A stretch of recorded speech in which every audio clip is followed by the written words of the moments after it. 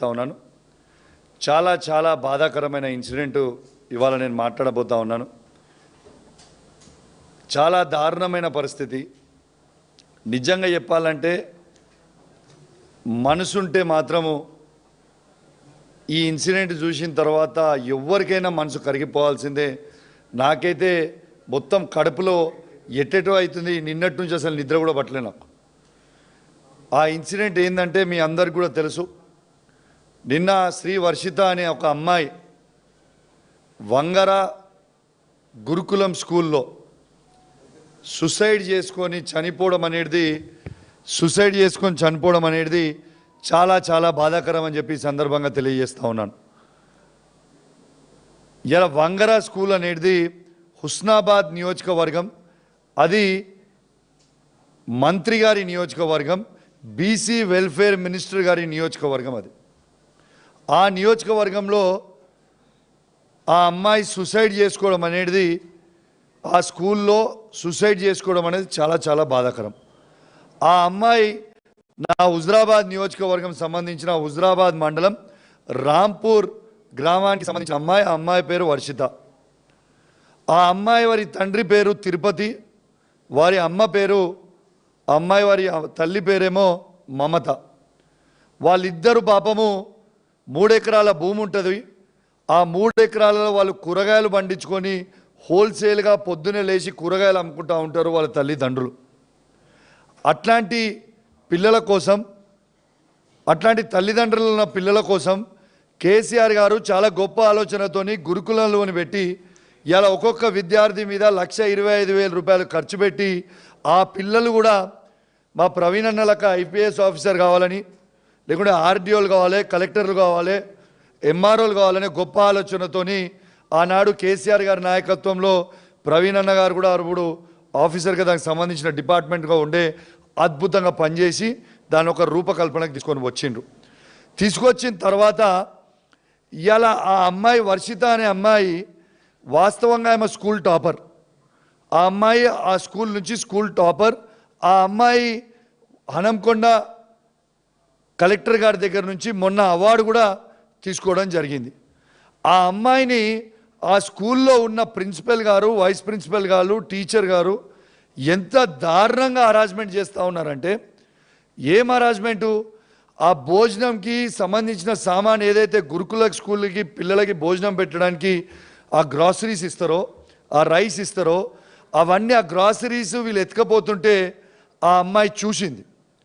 ఆ అమ్మాయి ఆ స్కూల్లో స్కూల్ క్యాప్టెన్. అమ్మాయి 600 మెంబర్స్ ఆ క్లాస్ ఆ స్కూల్ క్యాప్టెన్. ఆ స్కూల్ క్యాప్టెన్ని ఆమె చూసిన తర్వాత ఇది బయటికి చెప్పొద్దు అని ఆ అమ్మాయిని హరాస్ చేయడం మొదలుపెట్టిండ్రు. కానీ ఆ అమ్మాయి చాలా బ్రైట్ స్టూడెంట్. చెప్పిన తర్వాత ఒక 1 వీక్ బ్యాక్ దీపావళి ముందు ఇంటికి పోయింది. ఇంటికి పోయిన తర్వాత ఒక 1 వీక్ హాలిడేస్ తీసుకుంది. ఎందుకంటే ఆమె కిడ్నీలో చిన్న స్టోన్ వస్తే ఆ 1 వీకే జస్ట్ ఆమెకి ఏం హెల్త్ ఇష్యూ లేదు, ఏం లేదు, అబ్సల్యూట్లీ నార్మల్గా మనకేమి ఇట్లా చిన్న ఎప్పుడైనా కడుపు నొప్పి వస్తుందో అట్లా చిన్న కడుపు నొప్పి ఉంటే చెక్ చేయించుకుంది. ఓ 1 వీక్ ఇంటి దగ్గర రెస్ట్ తీసుకొని మళ్ళీ స్కూల్కి పోయింది. స్కూల్కి పోయిన అమ్మాయి నేను ఇంట్లో పేరెంట్స్ దింపొచ్చిన తర్వాత, స్కూల్లో దింపొచ్చిన తర్వాత ఆ స్కూల్లో ఆ అమ్మాయిని విపరీతంగా టార్చర్ పెట్టడము, విపరీతంగా ఇన్సల్ట్ చేయడము, పిల్లల ముంగట పొద్దున 6:30కి ఆ పేరెంట్స్తోని ఆ స్కూల్లో ఉన్న టీచరు పేరెంట్స్తోని నిన్న అర్లీ మార్నింగ్ 6:30కి పేరెంట్స్కి ఫోన్ చేసి ఆ అమ్మాయితో మాట్లాడిపించారు. ఆ అమ్మాయితో ఏం మాట్లాడిండు, నాన్న నాకు ఈ హాస్టల్లో ఉండబుద్ధి అయితలేదు, నేను ఇంటికి వస్తా అని ఫోన్ చేసింది. ఆడ నుంచి ఉండి ఇమీడియట్గా వాళ్ళు అర్లీ మార్నింగ్ 6:30 కాబట్టి లేచి ఇమీడియట్ 1 అవర్ లోపల 7:30 లోపల స్కూల్ ముంగట ఉన్నారు. 6:30కి ఫోన్ మాట్లాడిస్తారు. 7:30 వరకు ఆమె సూసైడ్ చేసుకొని చనిపోతుందంటే ఎంత దారుణం ఇది. Is it not the negligence of the teachers, school staff? ఇది వాస్తదా? తర్వాత ఈ అమ్మాయి పోయినప్పుడు సూసైడ్ చేసుకుంటే ఇవ్వండి ఈ విధంగా తను హ్యాంగ్ చేసుకొని చనిపోయింది ఆ హాస్టల్లో. వాళ్ళు ఇన్సల్ట్ చేసిన తర్వాత వాళ్ళందరి ముంగటి నుంచి ఆమె లేచి ఆడ నుంచి హాస్టల్ రూమ్కి ఉరికితే ఆడ సూసైడ్ చేసుకుంటుంటే కూడా టీచర్లు పిల్లలు అందరు ఉండగా టీచర్ల ముంగట నుంచి పోయినా ఎందుకు పోయింది ఆ రూమ్ వెనుక, ఎందుకు ఉరికింది అసెంబ్లీ దగ్గర నుంచి అని ఒక్కరు కూడా పోయి చూడలేదు. ఆ హాస్టల్కి ఆడ అరుస్తుంటే ఇక్కడ పక్కనే వినపడుతుంది. ఆడ అరుస్తున్నా అది ఉరేసుకున్నప్పుడు నేచురల్లీ మనిషి అరుస్తాడు కదా, ఆ నొప్పికి దానికి సౌండ్స్ వస్తున్నా కూడా ఒక్కరు కూడా పోలేదు. ఎంత దారుణం అండి ఇది. తర్వాత ఆ అమ్మాయిది డెడ్ బాడీ ఎట్లా తీసుకుపోతారండి? అది గురుకులం స్కూలా లేకుంటే ఏమన్నా ఇదా? అమ్మాయిది డెడ్ బాడీకి చూడండి అండి, ట్రాక్టర్లో తీసుకుపోతారా అండి? అమ్మాయి డెడ్ బాడీ ట్రాక్టర్లో తీసుకుపోతారు.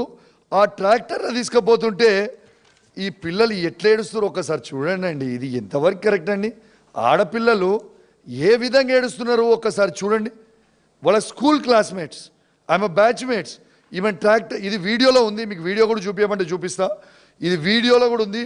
ఈ ట్రాక్టర్లో బాడీ తీసుకుపోతుంటే పిల్లలు ఏ విధంగా ఏడుస్తూ ఉన్నారు అనేది ఒక్కసారి మీరు చూడొచ్చు. ట్రాక్టర్లో తీసుకొని వచ్చి ఇలా మార్చరీలా ఏ విధంగా పడేసిపోతారో కూడా మీరు చూడొచ్చు. డెడ్ బాడీ చాలా చాలా చాలా బాధాకరం.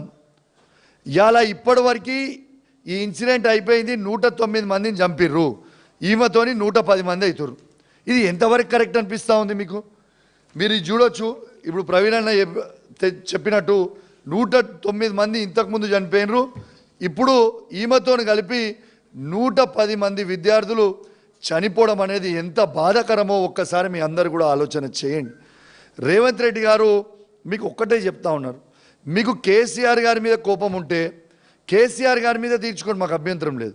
లేదు కేటీఆర్ గారి మీద, హరీష్ రావు గారి మీద, మా మీద కోపం ఉంటే మా మీద తీర్చుకోండి, మాకు అభ్యంతరం లేదు. కానీ కేసీఆర్ గారు పెట్టిన గురుకులలో చదువుకుంటున్న ఈ పేద పిల్లల మీద, వీళ్ళ మీద తీర్చుకుంటే నీకు వచ్చేదేంటిది?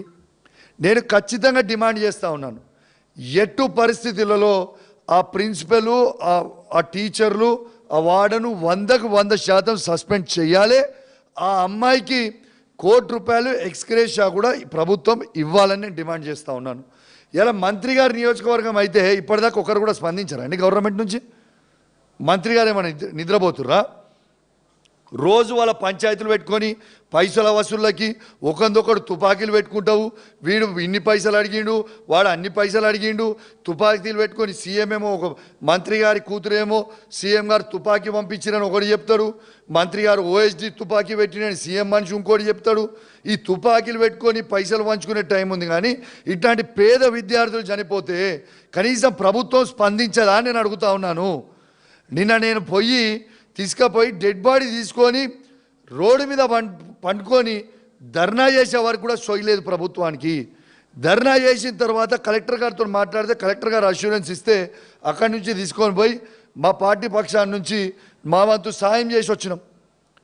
సొయ్యున్న మనుషులా మీరు? అసలు ఏ విధంగా పిల్లలు ఏడుస్తుర్రో ఒక్కసారి మీకు ఈ వీడియో చూపిస్తాండి ప్లీజ్. ఈ వీడియో చూడాలి మీరు, ఈ వీడియో కూడా మీరు దీంట్లో చూపించాలి. అసలు ఎంత బాధాకరం అంటే అసలు మామూలు బాధ కాదు ఇది. ఈ బాధ పగోని కూడా రావద్దు, అంత దారుణంగా ఉంది ఇది. అసలు ఒక్కసారి వీడియో చూడండి అండి. పిల్లలు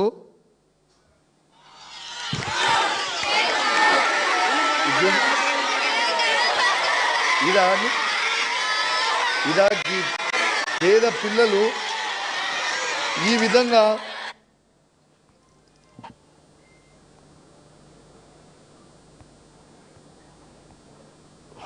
సారీ ఒక్క నిమిషం, ఇది చూడొచ్చు మీరు ఏ విధంగా ఏడుస్తున్నారు. ఇది దేనికి ఏడుస్తున్నారు? అమ్మాయి డెడ్ బాడీ ట్రాక్టర్లో తీసుకుపోతున్నారు. అంబులెన్సులు లేవా? ఆడ నుంచి హుజరాబాద్ నుంచి వంగరాకి హార్డ్లీ 6-7 కిలోమీటర్స్ ఉంటుంది. అంబులెన్స్ పిలిస్తే రాదా? దగ్గర మండలం